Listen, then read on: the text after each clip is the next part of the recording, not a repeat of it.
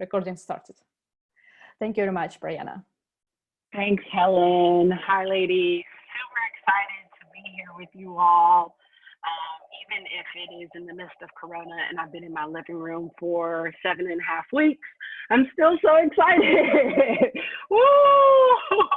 It's pumped. I was getting together thinking about just being able to talk to women who are in tech, just like myself. It was so empowering to prepare these slides and to just think about what such camaraderie that we can have with each other as we progress in our careers at different stages. So thank you for joining, and thank you Women Who Code for putting on such an event. And I'm very fortunate to be a part of it. A little bit about me. I'm like you. I've been working in tech for a while, or if you're thinking about working in tech, I have dreams, aspirations, and I also have these nagging thoughts that sometimes sabotage me. I call them my saboteur, and tell me that I'm not worth it and just really make me feel little. But hopefully some of this stuff you can resonate with and realize that we're all on a journey to hopefully showcase the things that we have that make us really special and that help us to be the best us that we can be. So I work for a tech company called HackerRank. I've been there for almost 5 years. And I started out as an SDR, which, if you're not familiar, it's like the glorified telemarketer. So you call people and they're like, why are you calling me? And you're like, I promise I have value. And so I've made my way up, and now I manage some of our biggest accounts as well as our channel program. That's about me, but really it all starts with you. And my aim for the next couple of minutes is really to provide you with some bite-sized action items that you can take away that help you to level up, to either add skills on your resume or to take on that role you've always been wanting. How can you in 2020, despite what's all around us, how can you manage to be the best you in your current role or in a future role? And the great thing is you have the capacity to do that, to change that, and to manifest that in the universe. And I'm super excited that it does start with you, because you all are amazing women. And so let's get into it. The first question, and this is that big, to me at least, that big nagging question that's like, what's your passion? And people are like, my passion is this and that. And it feels sometimes as if maybe other people have it in this eureka moment, or maybe they seem to have multiple passions. And so my question to you is, if you were to look back at some of these experiences that you've had, what gave you a really deep sense of fulfillment? There's a TED Talk by Nalini Karabo. You can look it up, TED Women 2019, and she really talks about this. And so she's working with women to understand, by being able to self-reflect, you can look at these past experiences and they might give you insights into what those moments were that gave you a sense of fulfillment. And that's really important, because you have to ask yourself, well, if I had all the time and money in the world, what would you do spending with that time and with those monies and resources? And if those moments, whatever you would say to that question, if they don't align with the first slide, which is those experiences that give you a lot of fulfillment, maybe we have some misalignment, and we want to make sure that things that give us fulfillment, we can maybe do if you had all the time and resources in the world. So if, I would shop all day because I had all the time and money, but that would not give me fulfillment, because I hate malls that are congested with a lot of people. So I know for me, that's not an appropriate answer. And then the second question that she reflects on in the TED Talk is, what makes you happy or gives you the deepest sense of joy? It could be simple as, I enjoy baking cookies, and I've learned that through Corona. Well, great. What does that tell you about yourself? Can we dive a little bit deeper into the act of maybe serving or giving or taking resources and creating something? Those things gave you a sense of fulfillment. They gave you a deep sense of joy. Maybe those align with your passion or your passions. I think you can have more than one. And so this question of how do you level, how do you manage up, how do you achieve something both professionally and personally, it has a lot to do with setting an intention inwardly. And before we can begin doing anything on a job, we really need to do some self-reflection. And a great way to do that is to meditate. I'm a big fan of meditation, and these are some statistics that the University of Chicago that they saw throughout their student base. But it really showed me that this practice of being aware of my thoughts and feelings really do help across the board. And if I'm in this stage of, I want to understand, how can I take on new skills? How can I ask for a new promotion? How can I add things to my resume? I really need to be in tune to what's going on within me. One of my favorite quotes is by one of my heroes, all-time favorites, is Oprah Winfrey. And she says, when I don't know what to do, what I do is I do nothing and I'm still, and then I find my way. And so by being still and by tapping into that inner voice, we are women, we are powerful, and that voice inside of us, that voice is the key, is gold. And I know you're like, oh, I thought this was more than, Zen, but I promise you it works. It really does. And so after you do that, one of the things that I recommend and what I've seen work is to then find some tangible strengths that you can point to, that you can be like, okay, if someone asks me this on a job or, during an interview, I can say I have these skills. I think those coincide with your passions and being able to understand what gives you joy and brings you fulfillment. And one of those resources is called Clifford Strength Finders. I highly recommend it. It will allow you to understand certain categories and where your strength lies within these different categories. I take the test about once a year. And over time, things have changed because as a leader, I'm evolving. Where maybe when I first took it, I was really strong in one area. I then started to have other areas that started to actually produce and manifest themselves.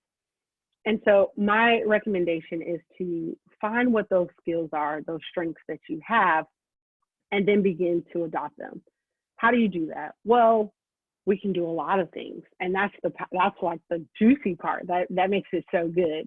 You can take an online class. LinkedIn.com, they have tons of resources, some free, some paid.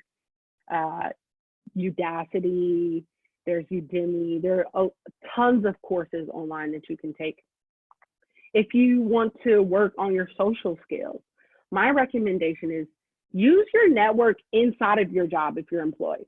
If you're in marketing and you don't know anyone in accounting, take the opportunity to ping somebody in accounting while we're at home on Slack, on whatever messenger you have, and introduce yourself. Ask for coffee over Zoom, right? These are opportunities while you have an internal network to work on these social skills. And then you might get some confidence. You might feel like, okay, people like what I'm having to say. Great. Then take that outside of your workplace. You can get more niche. If you are really strong in one area, try to use that as your advantage. If you're a Scala developer, that's a niche coding language. Maybe you need to go a little bit further in that, get a certificate, get a deeper training. By being niche, you make yourself valuable. You make yourself not as disposable as if you were just kind of high level. Lead a training. This one I love because it shows one thing that I really admire in people is when you take extreme ownership. And so if you are learning something for a project and you realize that no one else on the team has that insight for those informations that you just learned, ask to lead a training. Ask, hey, you know what? I really learned this program in QuickBooks and I know that the rest of the team hasn't had time. Can I lead a training on this? Or, I think people, outside of the job are actually doing this on their own. And I think it might be really helpful. It might be a way to do a lunch and learn for the rest of the colleagues. By doing that, you align yourself with other stakeholders and you showcase your skills and show other people that you are valuable. Invest in managing courses. If you are wanting to be a manager, have you taken a course? Have you done anything to prepare yourself? Have you even talked to, the managers that are on the team or on other teams? What do they do? What skills do they have that maybe you lack? And where are the areas that you can fill in terms of gaps? Learn a language. If you want to learn programming, learn a different language. You know, there are tons of skills, HackerRank, skill platforms that you can use to then upskill yourself, or learn a Portuguese, learn Spanish, especially while we have a lot of time within Corona. Once you have that, once you kind of like have those skills, you've done some inner work, you can then know what you want. You can dive into the opportunities that either are there or are not there and ask for them, because you have now prepared yourself. Proper preparation prevents poor performance. I know that was a lot, right? But it's for real, it's serious. It really does help. And so one of the biggest challenges here, though, is that voice that says, it's hard to articulate what I'm good at. I don't know what I want. Locate that. When that voice comes up, turn to it and then trust yourself. Trust that you've done the work, that you're going to, you know, be kind to yourself, and that you have what it takes. And you have a high tolerance for risk and imperfection. Yes, it might fail. Yes, they might say no, but you are durable. You're strong. You're a powerful woman, and you have whatever it takes to get there. You have resources, you have networks. You can always, you know, lean on somebody and try to figure out what's that next move. But know what you want and be confident that you can ask for it. Let me give you an example. Carol, she worked for Sally Beauty as a marketing lead, which is about a mid-level position. And she was interested in starting her own business, but didn't have the funds, the time, nor the real experience to launch out on her own, which I'm sure some people can relate to. So she started to explore data in her spare time on a particular demographic that she felt Sally could service, but hadn't been leveraging to its full potential. So this project that she did on her spare time, it both aligned to her current role, which was to understand markets and being able to provide insights, but also her passion of producing hair care for different minorities. So after a quarter of doing this as a side project, Carol had a business case that she felt comfortable with bringing to her manager and superiors. And by exposing this area of opportunity for the business, not only was she promoted, but she was given further responsibilities that allowed her to pursue her passion, and given resources so that those classes that she didn't have the time or the money to go for her entrepreneurial training, the company wanted to promote her in that because it benefited them as well. So by understanding her passion, she was able to identify an opportunity within her current environment that allowed her to both excel professionally but personally, right? So Carol had to know, it was really helpful for her to know what she wanted and how that aligned to her passion. So really it comes down to positioning. Who's within your company that can support you, whether it be enrolling in a course, learning a new language, giving a talk or presentation. And if you can't answer this, that's something that we really should work on, because by positioning yourself within certain stakeholders, if you have a blockage, maybe a manager is not giving you the time of day, you have other resources within your organization or outside that can support you, that can advocate for you and set you up for success. An example of that is from my own life. I started working for a company outside of my day-to-day job, and it was not related to the nonprofits work, which I'm really passionate about. It's what I did before I got a 9-to-5. And it aligns with this idea that I really want to help others, especially providing services where there's a need. And so I noticed that there was no philanthropic committee or programs under giving that this organization was doing. So I spearheaded a committee and a call to action. And what I was able to do was I reached out to the VP of marketing and I said, can you sponsor this? And he was so I asked, and I needed a sponsor, and he was willing and able to do that. And it exposed me to new opportunities that he might have, but also to other people in the business. And so I was able to manage that relationship and also gain insights to others And now it's a global event. It's called Giver Rank, and it's aligned to their board initiatives. And so it really was, I knew what I wanted, and I was able to access the right power and ask for it because it aligned with my passion and my mission. So that's really in summary. It's really level up means it starts with you. It starts with you understanding what gifts you have and how they are so important to your story and to the things that you can uniquely bring to the table. And if we can just take some of the resources that we have, both free, you might have to pay for a training or a class, but it will allow you to access those opportunities that might not have been available if you didn't. And you can take the risk, you can be vulnerable, and you can achieve what you want. So thank you. And obviously we'll have Q&A at the end, but I will stop sharing and pass it over to Sarah, my namesake. Well, surname namesake. Thank you very much, Brianna. That was brilliant, insightful, and a lot of discoveries. We have a question on the chat. If you could take a moment to reply, what was the name of the test? That would be great. Yes. It's called Clifford. I'll write it down. I'll write it in the chat. Thank you very much. And now that we are upskilled and have learned a lot of stuff, and we feel confident that we are absolutely brilliant workers and we are worth a lot, it's time to ask for a raise. And Sarah is going to teach us how to do it, how to understand how much you're worth, how to present the idea that you're worth more that you're getting right now. And a quick note, we are going to have a joint Q&A with Sarah and Brianna at the end of the session after the presentations. Thank you very much. And Sarah, please go ahead.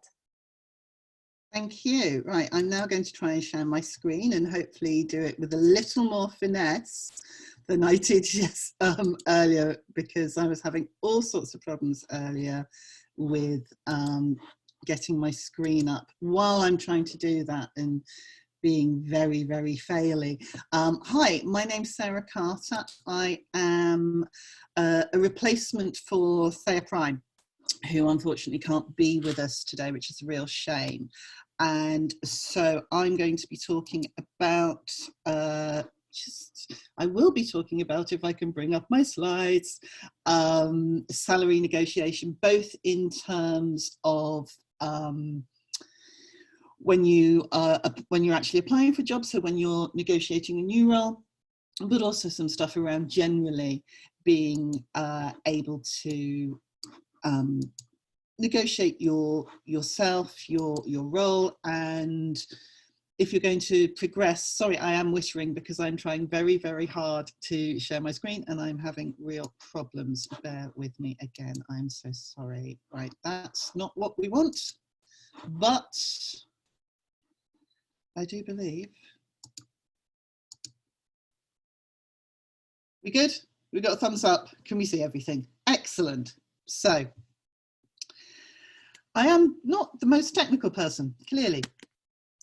So who am I? I have been working in tech for about 7 years now, working with big businesses, charities, government departments, and so on. And I started off very much as a project manager. Well, originally I was a project coordinator, and kind of gradually moved into tech adjacent things from working at Virgin Media. I then went into fintech briefly until I started to really come into the very much more digital space. And now I describe myself as a technical talent witch. Now, that sounds a little bit woo and a little bit ridiculous. So some context with that, just bear with me, it is all good.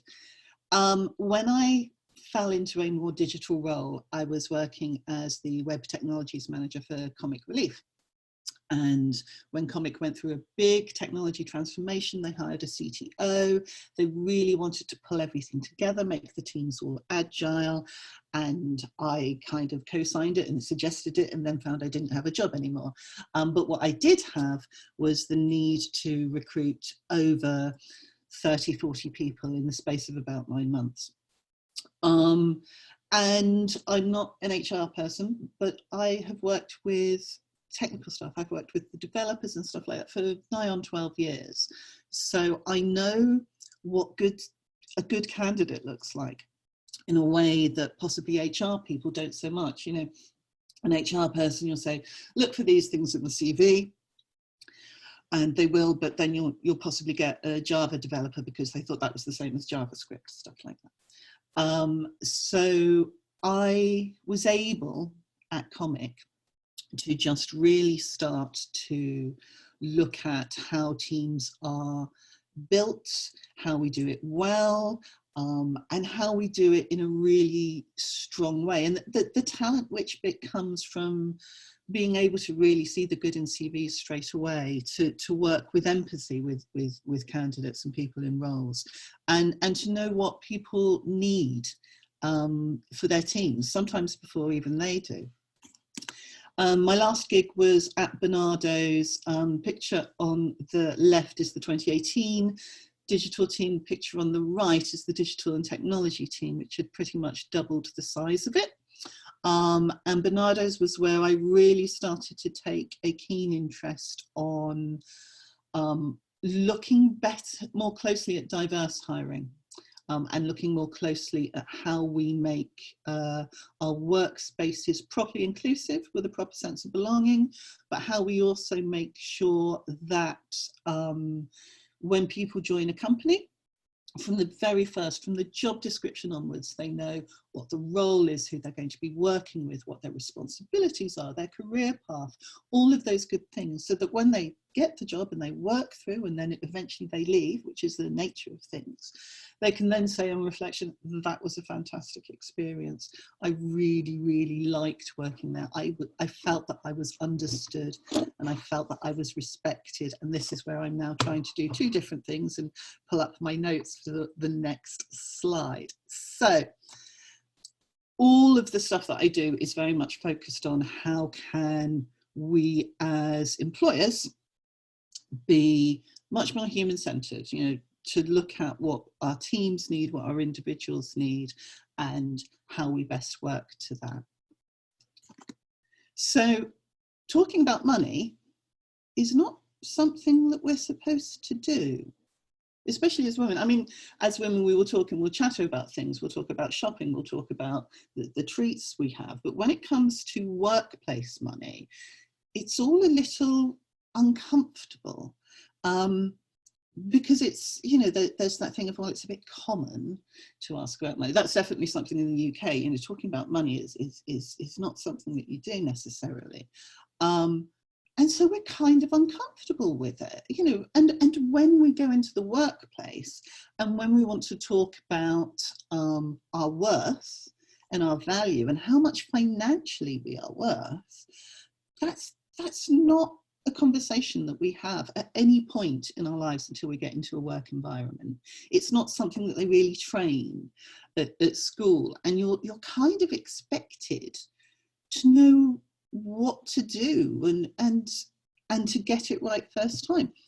And it's really hard because it's not an often a common occurrence, especially for women who are less inclined to, you know, really put themselves forwards and either be really firm at interview or be really firm when they're in position.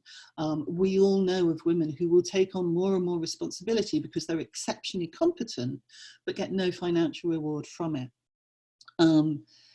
I do a lot of phone calls with people about job roles that I'm advertising for, whomever I'm working for. And I'm one of these, you know, absolute transparency on the salary, absolute transparency on where the bands are, making sure that somebody has all of the information that they need to make the decision about whether they want the role. So it's, you know, there's all the stuff about the job and the culture and those things, but also how much does it pay? Is it going to be a worthwhile experience? And I am super, super honest with people. So, you know, if they say to me, well, you know, I'm not sure, I really want this job, but I'm not sure I can afford it. I'll be very firm and say, no, you need to make sure that you can. You know, if there's no flex here, then you need to make sure that you can afford this, because some places, government especially, it will be a really fixed band. And I will also say to people, this is what we're going to pay. You've told me your experience. I think you are more senior than this. I have to warn you, there is no flex on this. And I wouldn't like you to accept this role if it didn't accurately reflect your skills. So, you know, it's all about recognizing your worth. It ties very much into what Brianna was saying about finding your talents. Know what you're worth, know what you're good at, own it, you know. So don't accept less than you are worth. But asking for more money, asking for salary in general is weird, right?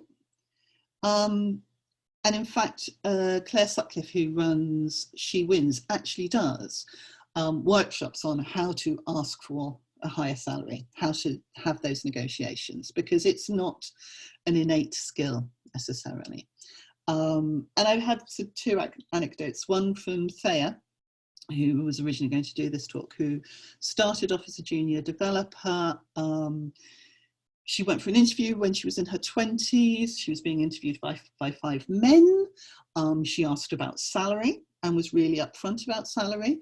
And they asked her to leave the room for being too focused about money. Similarly, I stopped contracting for a while and went back into a permanent role and spent an awful lot of existential angst on, well, can I ask for this much salary, despite the fact I'd already been working there for 1.5 years as a contractor. So it's hard, and it's hard for everybody as you go through your path. So if you're junior, if you're new, it's like, well, I don't know my value. I don't know my market rate. I've never had to negotiate before. You know, how do I work my way through this? And for juniors, you know, it's a lot of good stuff. Find a mentor, find somebody who's going to give you good advice. Get involved with things like the You Got This conference in the UK, which is about a lot of people coming into that space, being new to that space, and how they can actually recognise the value of the work that they do and recognise how they fit into that as well.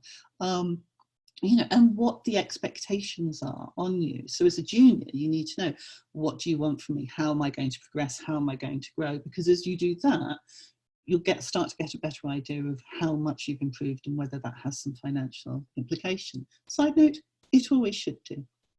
For the midweights and seniors, it's again, you know, what am I worth? How do I justify my existence? And of course, as soon as you get to midweights and seniors, you also have imposter syndrome going, hi! Don't listen to imposter syndrome. It's not real. And one thing I would just like to say, my favorite quote about imposter syndrome, and I apologize if you all know this one, which is, think about how fantastic an imposter you must be to have fooled people that you think are really, really smart into believing that you're really, really smart, because that level of con takes an awful lot of planning and an awful lot of work. The more likely thing, the Occam's razor, is you are actually as good as they think you are. Own it, you know. And then when you're at management and C-level, pay and roles vary wildly. So how do you know where to pitch yourself? How do you place where you are in the world? But here's the thing, what you don't do is you don't apologize. Never apologize. If you know that you are worth more and you are going to ask for more, be really assertive about it. Own it. Make sure that you know what you're going to say. Make sure that you are strong in yourself about saying it, but don't be meek about it. Don't be half-hearted. I'm not saying be boorish, you know, I'm not saying be aggressive, but be really, really firm. You have got this. You absolutely have. And look, it can be hard. It can be really, really hard to recognize your worth and to really say those words, but you have to understand deep in your soul that you are worth what you ask for. And you should practice it, you know, practice it with your friends, practice it with your family. Say, this is what I want, this is what I'm worth. Start saying it so much that it actually feels natural to say, rather than that thing that goes, oh, is this a bit much? Sometimes you will get turned down, you know, and you then need to make the decision about what you do next. But if you get turned down, that's the only bad thing that can happen. And in the meantime, you have built yourself up, and you're just putting out there what you know you're good at.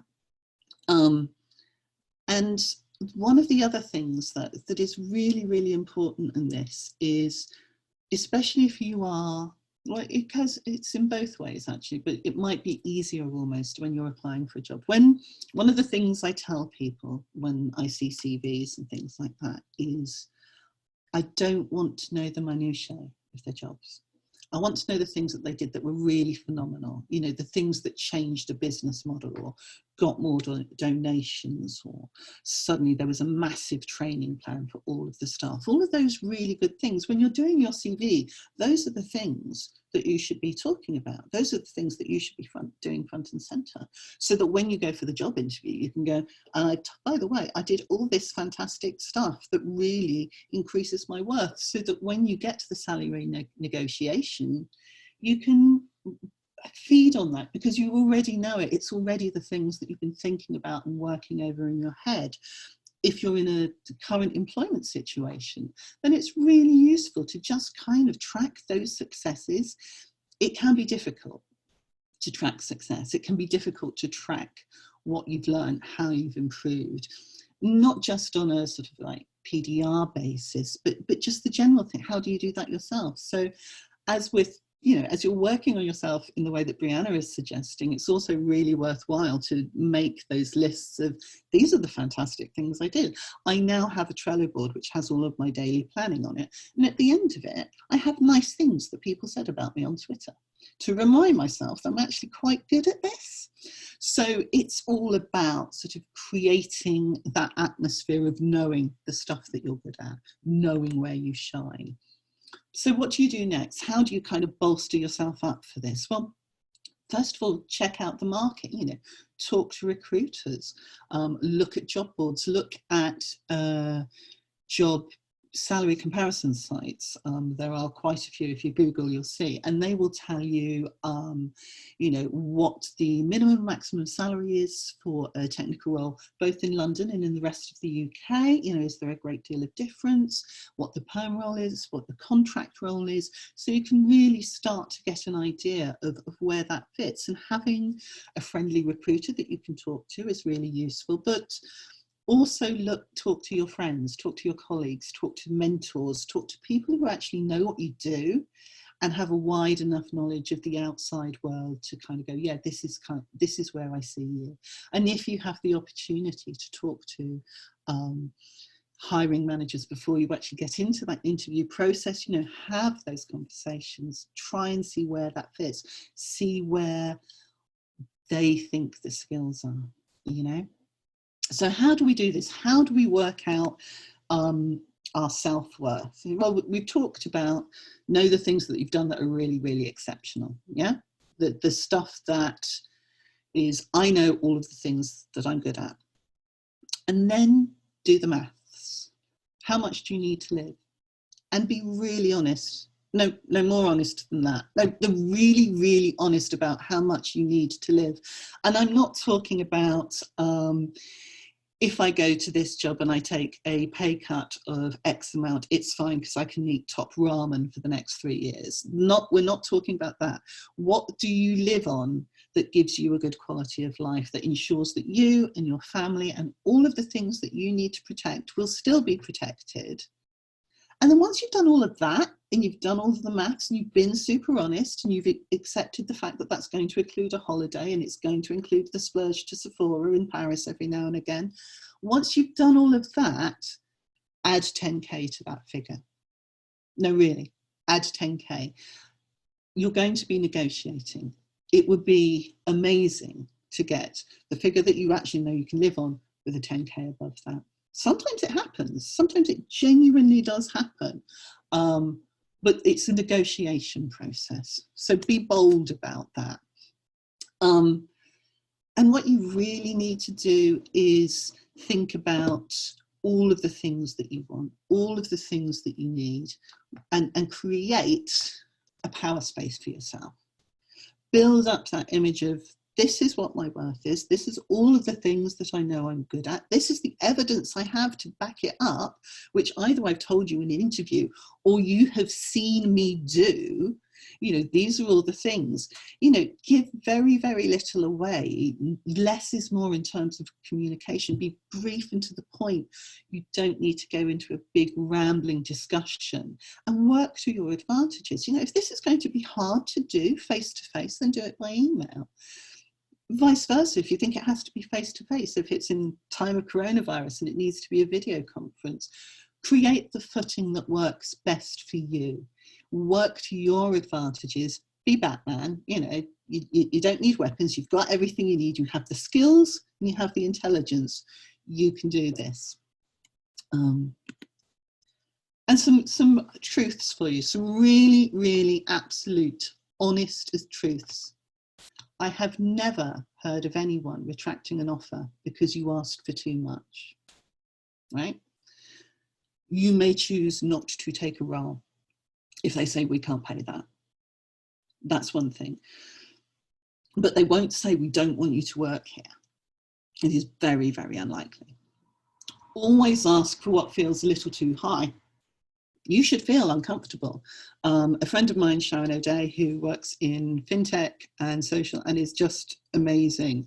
When she talks about contractor rates, her advice is, when you quote your day rate, if you feel a little embarrassed, you probably got it right. You know, if you don't feel a little uncomfortable asking, then you're probably selling yourself a little bit short. So always ask too high. Always, because you want to be able to have that wiggle room as well, and expect to be negotiated down. You know, you want to get to a point where the likelihood is that you're probably not at the exact, you know, tipping point of this is how much I need to live, because if you've asked for 10K, there's a lot of movement in there.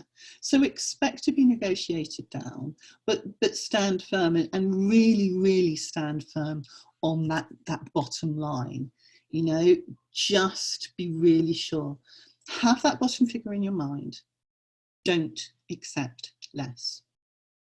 A lower paid job isn't worth it. You've stopped yourself going for higher paid roles. You're kind of tied into the role now. And if you change, or if you realize that this isn't right, then there's going to be a whole lot of associated guilt about doing something and then quitting because it wasn't, you know, don't do that. Don't do that to yourself. And accepting money that's too low doesn't just cause financial hardship. It's not just the, you know, top ramen diet or anything like that. Weirdly, you will find that you may not be taken seriously in your role, or if you are seen to be expressly competent and confident and really good, there's also this thing about, well, they're only such and such at such and such salary. So either you get given more grunt work because, you know, you're not getting paid that much, or you're just piled on with more work because, hey, this is a bargain. We've got this brilliant person who's doing stuff and they're doing it for peanuts. So let's give them more because we'll make even more money. Don't do that.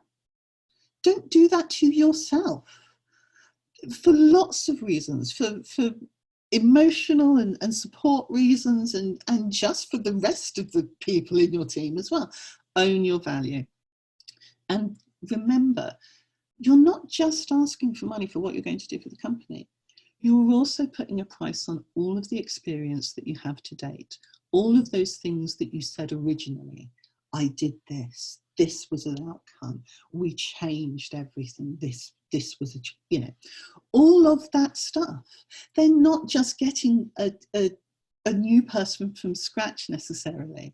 They're getting someone with all of the experience and knowledge that you have, and that is worth money. So a few very dry things about how you negotiate, and this is very much around for a new role, but things like, you know, using phrasing like, I want to address the salary. I think we need to talk about the salary. Give those examples I shared during the interview process. I told you about the fact that the way I set this up meant that for the first time on this event, the website didn't go down. You know, I have hired this many people over this many months and they're all still there. You know, in my last role, my team did an amazing thing. This is my experience, this is my expertise. I think I am worth this. And you can also say, I'm open to discussing alternative compensation, maybe shares, maybe additional holiday time, things like that. When you are in a position where this is a regular employer, and I apologise because I don't have a full slide for this, talk about the things that have been set out during your PDRs, during your personal reviews, the things that you were asked to do, the things that you committed to learn or to build or to enforce, so that you, if you have a good team, have a really strong benchmark for where you've progressed. And be really forthright also.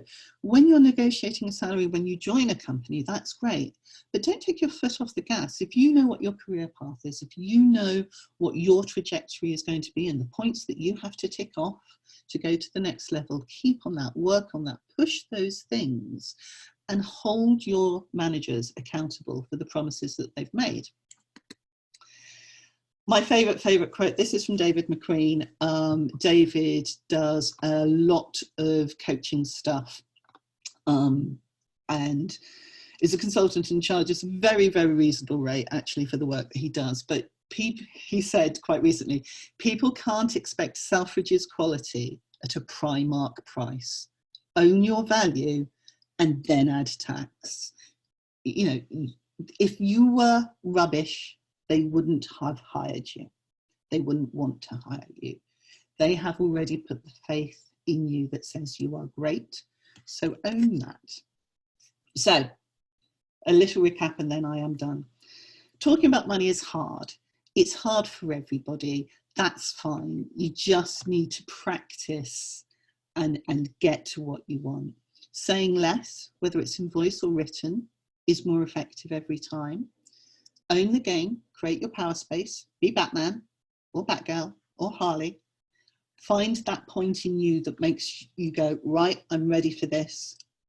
I am mistress of my domain, lord of my kingdom. This is where I'm going to go. No one ever had a job offer retracted due to asking for too much. They really didn't. Companies will negotiate. Don't ever afraid of being high, be afraid of being too low. If they don't accept, if you don't get the role, if you don't get the pay rise, that is on them. It's not on you, and it is definitely not a reflection of your skills. Be really, really aware that companies will work to grind every last penny out of you a lot of the time. And if they continue to do that, that's on them. That's not on you. It's much more important that your employer understands your career path, understands your value and your worth. And if they don't, you make your decisions. Never apologize for asking for money. Never. Ask for the money, do your job, be unapologetically brilliant, as I know you all are. Thank you very much. Thank you so much, Sarah. I already feel like a Batwoman. So we have so many questions already in the chat. If I may ask before we proceed to the Q&A session, can I please ask people to turn the video cameras on if they feel comfortable? I would like to do like a family photo, which we do at all our events, but because like they're not there, screenshot would do. So if you don't mind.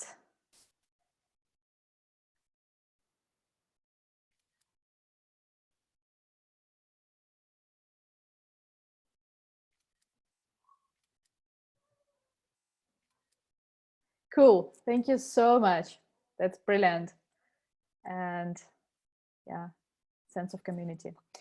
Okay, so we have plenty of questions already in the chat. What I would suggest, if people are comfortable, so we have a functionality in Zoom that's called raise hand. If you go to participants, there is a button raise hand, and I will be able to see a mark by your name, and then I could ask you to unmute yourself and ask your question. And if I may, using the host prerogatives, I have my own question.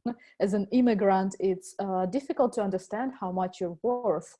And what I observe among my friends who immigrate here, they ask for less money than locals are being paid. And a lot of companies, they're actually exploiting this. For instance, I had a situation when I learned that a person of similar experience was offered around like 40% more money than I was making, like 40. I'm not working there already, but it was a very surprising discovery that the range is that wide. So, Sarah, do you have any advice on how to properly evaluate your worth? Any resources you can recommend to take a look at? Because Glassdoor is not very useful in this sense. So, oh my goodness, I was just trying to pull up a specific link, which I have not. So yeah, one of the things I mentioned is talking to recruiters, talking to people who are already in the business. And there are also very specific IT job boards that will show you what the details are. And I have the link to one here, which I will put in the chat. It is, yes, it's IT Jobs Watch. And that will give you the data on current jobs, what they're paying, what the insights are, and those things are really, really good. It's also quite useful when you're speaking to recruiters to say, you know, oh, I'm being offered this, how does that stack up? It's useful for you to know as well that recruitment agencies charge an additional fee, which is usually a percentage of what your salary is. So it is in their best interests to actually pitch you at the highest salary possible, because that means that the agency will get more money as well. So it's worthwhile developing that really strong relationship. And also, you know, there's people like myself, there's people like Thea, Jessica Rose, also on Twitter, and we will always say, you know, actually, yeah, that sounds about right, or no, I think you're probably being taken for a ride there. I think as well, I hope that we are seeing greater parity in salaries generally. I would always be very suspicious of an employer who doesn't advertise their salaries on their job descriptions. If they say it's, you know, comparable salary, pin them down to it. So that you basically as well, so that you know that you're actually getting the salary that you expect, and you don't have to go through some of that really painful negotiation where you have an interview and they go, yes, we really like you, and they offer you 10k less than what you're already on. Does that help? It absolutely does. Thank you very much. Okay, let's move to the questions. Lynn, if I'm pronouncing it correctly, if I'm not, please forgive me. I'm not a native speaker, obviously. If you could unmute yourself and ask your question if it's still valid. Hello, can you hear me? Yeah. Yeah, so I was wondering about so when you're applying for a job, I always had this understanding that you can't ask the salary yet if they don't advertise it, if they say it's competitive salary. But I always want to know beforehand, because I don't want to waste my time going through the whole interview process to then find out that their budget doesn't meet mine, regardless of how much I try to negotiate. Like, let's say the band is like, I don't know, 25 to 30k, but I was looking at 40k. So it's hard to negotiate that when you're already overgone the budget. So what's your thoughts on whether to ask before it, or is that a taboo and you should ask after you've been given the offer? I don't think it's a taboo. There is definitely a thing in the UK where an employer can't ask you what your previous salary was, and they absolutely can't ask that. And don't answer that question because, for example, if you've been working in the third sector, if you've been working in charities, you will almost definitely be being paid less than somebody in the private sector. I think it is absolutely okay to ask this. I think if a business continues to fudge it and not be clear about it, you can, it would send a massive red flag to me if they weren't prepared to have that discussion and if they weren't prepared to actually answer. But yes, then at interview, I think it's really worthwhile saying, I'd like to know what the salary, this is what I'm on currently, and if they are, because in an interview, there will be the opportunity to ask questions. So, ask that question. Don't be worried about it being impolite, because this is actually really pertinent and it should be something that they care to answer correctly as well. Yep. Thank you.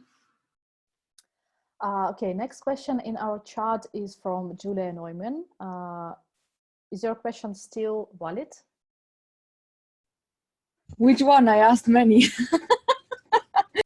So the first one that I see, who's gonna mentor strangers, or like whatever question you think is interesting. So yeah, one of the questions I asked early on is, how do you find a mentor that will take the time to look after you or help you on your way? And a question that's really interesting for me as well is, I'm trying to change career. I'm coming from marketing-ish. I'm a project manager, same as you started. I kind of fell into this position where I'm doing a lot with emails, HTML and CSS, and I'm also learning React now. And it's very hard for me. I'm looking around. It's very hard to find that first stepping stone. And also, I don't know where I should value myself based on a previous experience. If I may, Women Who Code is absolutely brilliant place to look for mentors. So my advice would be try searching there first. You can either find a mentor or you would get an advice where to find one. Thanks. I think someone is going to say where should people put in, their details to access mentors? Should it just be in the Slack group, or where would they facilitate that conversation? So we have a Slack workspace, and I think we have a channel. Yep, we do have a channel called Mentorship. So if you are looking for a mentor, you're more than welcome to post an ad there, and probably someone will get in touch, hopefully. That's nice. Thanks. Thank you. Next question is from Ana Patricia Oliveira. Again, forgive me if I'm mispronouncing it. Hello. Hi. So my question was, when we are interviewing for a role and we're getting to final stages and we want to start negotiating the salary, when is the best moment to do it, and who should we do it with? Should we do it with a recruiter or with a company directly? What's the advice? It would depend very much on how you've gone into the role. So if you were with an agency and they put you forward, then it would probably be the agency who'd negotiate on your behalf. But if you just applied for a role solo through a website or something like that, it would be you negotiating for yourself, because there's no sort of middleman there. And that's one of the reasons why it's quite useful to really think about what value you're bringing. And I know there was a question earlier about the juniors. How do juniors know? Women Who Code is a really good example, but also there are lots of coding groups like Rails Girls and Code Club where you can go and meet other coders, and you can start to have those conversations about similar skill sets and things like that, because quite a lot of those people will be learning initially. Does that help? Yes, thanks. Thank you very much. The next question is from Maria Papadimitriou.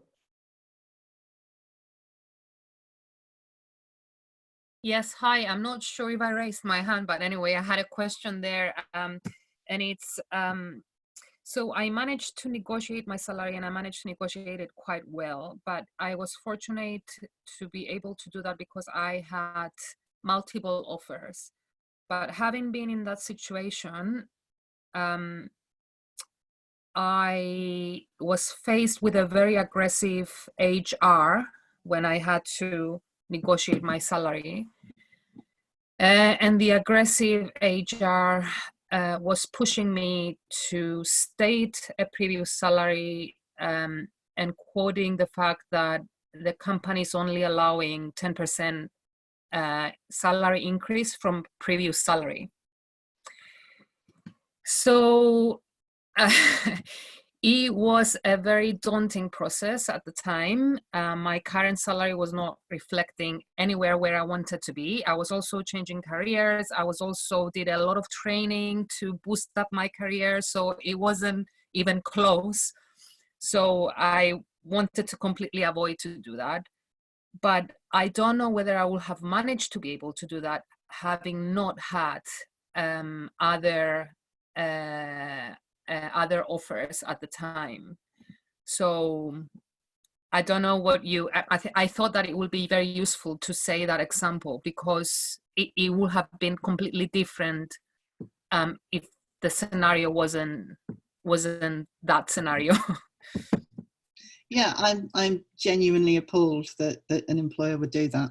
I am fairly sure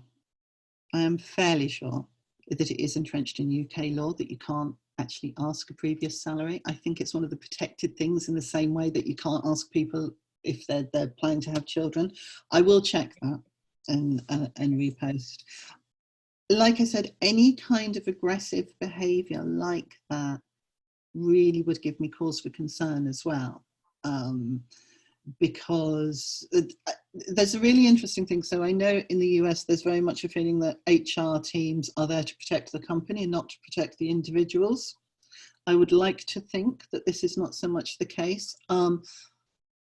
If you had an example of somebody doing that, and I recognize very much that it's quite hard to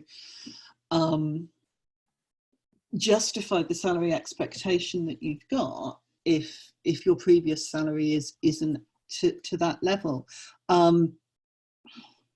It wasn't hard to justify what I wanted. No, it was hard to tell this is not what it was hard to work around that scenario. I think there's something, I think actually it behoves you to be quite honest and say, actually my previous salary isn't up for discussion here for any number of reasons, including the fact that I've made a career change, you know, and be really firm about it if you can be. And that's, you know, that's assuming a lot of other things. And it also assumes that you're in the position of privilege to be able to be that firm and to not have to take something straight away as well. But yeah, I think you should absolutely deflect that and go, that's not relevant to this. And yeah, it's hard, but I would be super I try and push it away and go, okay. The other thing to say is, you know, if this salary that I'm asking for, you know, what is the benchmark for it? Because if the advertised salary is already 10% above your previous salary, then I don't think they're in a strong position to say, but we're not going to pay you that because we don't think that's what you're worth.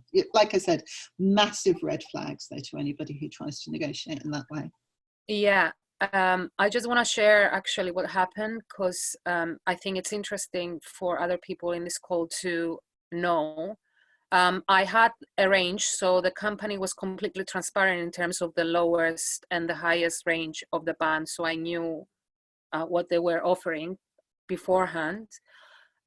So I did what you said, we suggested. I completely deflected, saying similar stuff to what you suggested actually, but I have removed the HR from the conversation, and I went straight to the hiring manager who interviewed me to be able to tell him how I feel and the same things, and that I really want to come to the company, but I have this barrier of salaries, and I have other offers that are offering much more. So I am in a very difficult position here. And then he did what he did, and I got what I wanted to. So. Yeah, and you will sometimes find that HR teams will be really super draconian because those are the rules that they have. But the hiring managers will actually make a judgment call. You know, I have seen CTOs go, you know what, yes, this person is more than we were budgeting for, but the skills that they bring are enough to justify it. So yeah, and especially if your hiring manager is quite high up the food chain, that's a really good support to have, you know, especially if you've built a rapport with them, if you've had a really strong interview, you know, if you've done maybe a meet the team, so you've met lots of other people as well, because that will help as well. If you've got the rest of the team that you're joining going, no, we really, really want this person, they're so good, that will help a lot. Yeah, I feel like like when I'm in a position like that, I never feel like I can be open with those people that are about to hire me, because they will judge me on, okay, so she already went behind this and this person's back to get what she wants. I think that I don't know why, but I have issues like being like, okay, you don't give me what I want, so I'll go to this person. I think that's really hard. Yeah, but the thing is, you're fighting for you, and you may well be dealing with somebody who is more senior in the company as your hiring manager, and you're building a rapport with them as well. These are the people that you're going to be working with on a day-to-day basis. You might not necessarily be working with the HR team.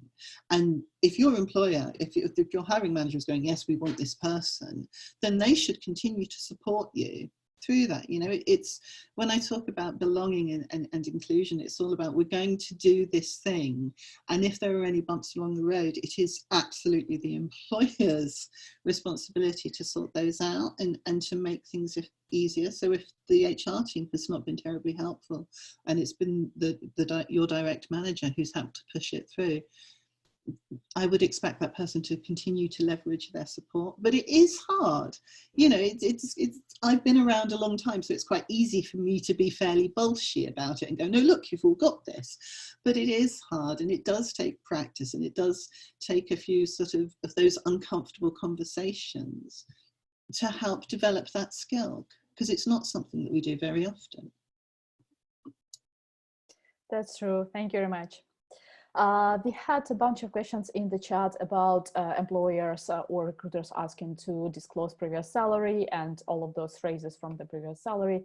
I hope we have covered this topic. If we haven't, please raise your hand and we are going to get back to you. Meanwhile, I can see that Joey Salazar raised their hand. Joey, if you could unmute yourself and ask your question. Hi, everybody. Thank you. I just wanted to build on Anna's question. Like when you're already in the interview process directly with the company's HR, I'm not sure if this was like Anna's question, but let's say it's my question then. Like, is it better to negotiate directly with the HR department of the company that you're interviewing for, or is it better to wait until like you are past like the selection process and then check with your team or your direct manager? Yeah. So in an ideal world, somebody, and this is very much in an ideal world, your initial contact for the offer, the job offer, would be from somebody in your team or the hiring manager. So you could start to have those conversations very, very quickly. Alternatively, and if it hasn't come up in the interview, you know, and sometimes it doesn't, because either assumptions have been made, or you're nervous, or you forget, or whatever. I'd always recommend that if it feels natural to ask it at the end of an interview, then ask it then, so it's front and center for everybody. If the offer comes through the HR team, I would negotiate with them to start with. So I'd have that response of, actually, thank you, this is great, but will we, you know, I was actually looking for X amount. Is there room to negotiate that? And, you know, some HR teams will be super, no, this is how it is. This is the absolute fixed level. Some, depending on the outfit, will be much more open to having those discussions. And sometimes if they are a little reluctant to have that chat, then I think it is worthwhile to going back to your hiring manager. But the thing is that all companies are different. You know, there is not a one size fits all for how people deal with recruitment and things like that. The likelihood is the bigger the business that you're going into, the more likely you'll be dealing with an HR person first of all. And there are some places, you know, where negotiation isn't really going to be an option. So for things like banded roles within UK government, within GDS and the civil service generally, there's not going to be a lot of wiggle room. So it does, unfortunately, it does depend very much on how that business is structured in the first place.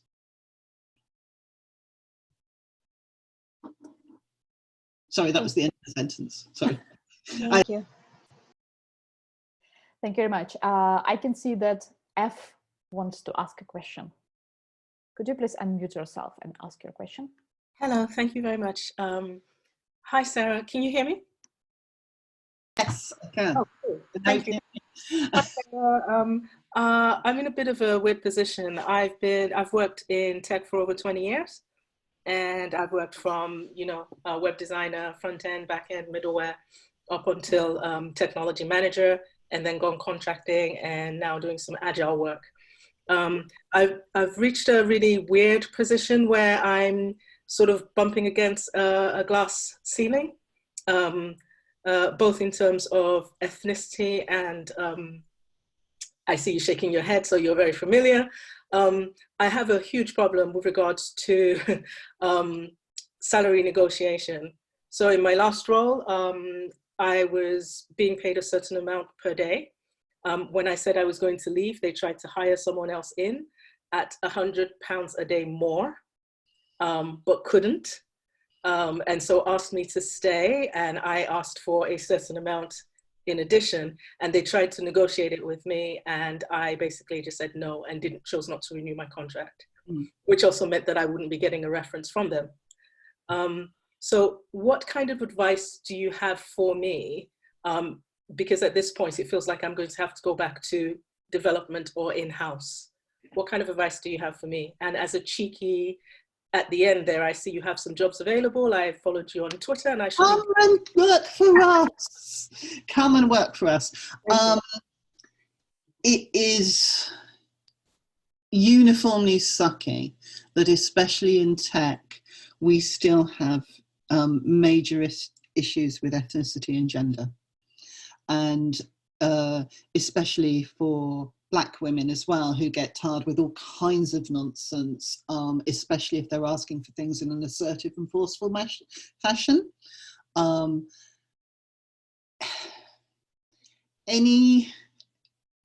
this comes from a position of privilege, so I apologise.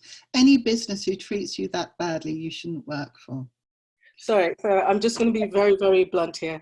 I've never worked in a non-toxic environment. I need to earn money. I really don't care about whatever. I just want them to pay me. And yeah, no, that's fair enough. Absolutely. Yeah. I don't have enough real life experience to talk about the best ways to approach this, but there are some really brilliant people around who are very good about talking about this stuff. I mentioned David McQueen earlier. David is a Black man who talks a lot and mentors a lot of young BAME entrepreneurs and stuff like that. He is very good and much better than I am about talking about how to approach this. And I think you're right, actually. I think a lot of workplaces are incredibly toxic and they are not safe places to work, but you need to earn cash. Yeah. The thing that I would recommend, I guess, is building up those networks with people like Women Who Code and things like that, to ask about businesses where you know, to listen for those opportunities where things are not as bad. Snook is lovely. Please come and work for Snook. Snook is not perfect, by the way, because very few places are. But, you know, I think a lot of tech companies are really trying to do more than just lip service to having proper, inclusive environments. And I appreciate that it is really hard for people to fight against it, actually. It must be exhausting. So I don't have any of the right kind of real world experience to help with, other than I'm trying to help solve the problem from the inside. But I know there are smashing people that you can talk to. David McQueen is one. There's a brilliant woman whose surname I can't remember, who is the technical talent lead at Pivotal, who has a talk about diversity and inclusion in relation to the matrix. I will try and find that link and put it in the chat. But I'm sorry, I would like to be able to say more, but I don't think this is my lane. Okay, thank you very much. Is it still cool if I DM you? Oh God, yes, all of that is absolutely fine. Thank you. To everybody else, Snook are recruiting. One of my roles at Snook is to talk to people who might want to apply for a role with them. And it's just a pre-chat before application. It's not an interview. It's not an interrogation by torchlight. It's an opportunity for people to ask me about the roles, ask me about the company and whether or not you're a good fit for it. But yes, anybody who's seen my details on Twitter and wants to have a chat about this or anything else recruitment shaped or induction or onboarding, I am more than happy. You will see on a recent post I have posted up an Appointly link, and I will repost that here if anybody wants to schedule a phone chat with me. Thank you very much. Next question is from Karina. And if I'm not pronouncing your name correctly, please correct me. We can't hear you. Oh, you're spot on. Sorry, I was on mute. My question was, Sarah, in the instances where companies do put out a range on the job advert, do you think, apart from certain exceptions like the government, which I know you've touched on already, do you think it's still reasonable to go above the upper limit that they're asking for, or is the implicit kind of agreements that the fact that you've applied for the role is you sort of acknowledging their upper band on the job advert? This is one that comes up quite a lot, actually. I would, if I was looking for a role and I saw that upper band, I would think that's probably the upper bandiness of it. But I would probably reach out and ask before I made the application, because there is some, there is some given certain circumstances and with exceptional candidates, but it is really useful to know. So for example, when I was at Barnardo's have really strict bans. So we would say, this is the max, and it would always be the max. But the thing that we didn't say very often was that our expectation was that people would come in between the starting figure and the midpoint. So there was still some kind of almost easy negotiation there, because our expectation was already, well, based on our budgeting figures, this is what we expect to pay. So and some of it will be around really strict budgets, and some of it will allow a little bit more sort of laissez-faire, a little bit more flexibility. Cool, thank you very much. Next question is in the chat from Lisa Lane. Lisa, if you could unmute yourself, please.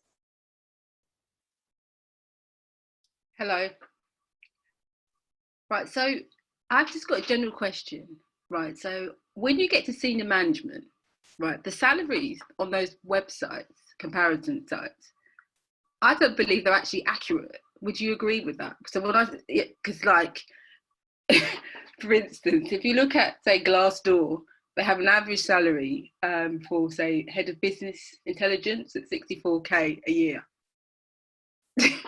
as the base. I don't know if you, so it's kind of like ridiculous.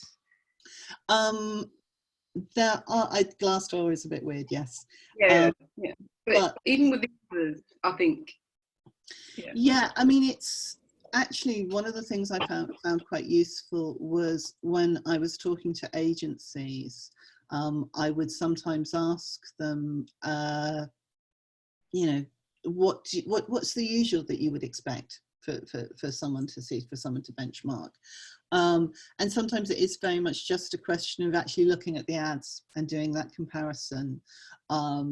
Because yeah, people will fudge figures and they'll make them look better, but sometimes they'll make them look lower as well. It's a very weird thing. And if Glassdoor is working on a statistical average for the UK that doesn't include London, for example, but also doesn't take into consideration lower salaries in different areas and higher salaries in other ones. It's, you know, you can make statistics say anything to any purpose. So yeah, I think it's worthwhile to have a little bit of yeah. Sorry to cut you, because the thing is that, right, so that was just giving an example, but I think it's right. So I think once you get to senior management level and going upwards, it's very difficult to actually get the salaries off those website comparison sites, because most times, and even like with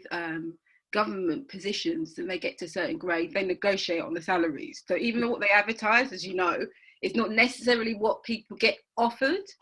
And unless, so it's like, how accurate, because even if you do speak to people, sometimes people don't actually want to tell you their salaries. And then, so it's like, I think that pay rule doesn't necessarily apply for senior management, so you might have to bump it up more. Would you agree with that? I think, and I think if we're talking about really senior roles, if we're talking about head of roles and above, yeah, there are two things I would look at. One is, hold on, I'm just going to shed some more light on the subject. One is what area is it in? So if you are looking at a head of in fintech, then you can probably add an extra 20k onto what you were thinking, you know. Conversely, if you're looking at a head of in a charity, then that is going to be at the lower end. I think a healthy dose of cynicism is really useful.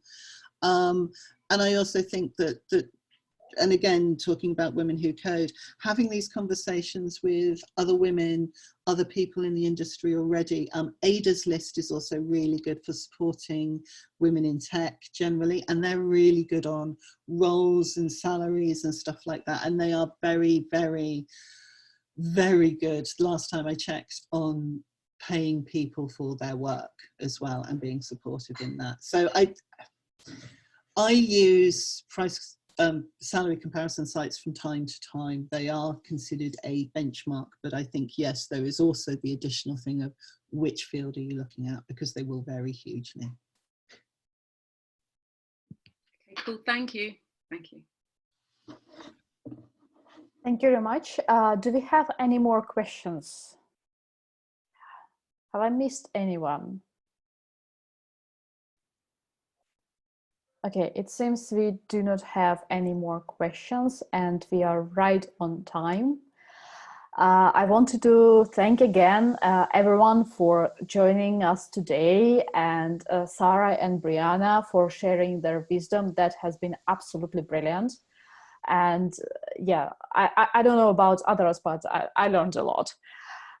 We are going to share presentations with the participants, and this event was recorded, so we are going to publish it somewhere on YouTube. And yeah, please feel free to reach out to Women Who Code via any convenient for you means, and please join our Slack workspace. And once again, we are in a constant need of volunteers, so please help us out. Cool. So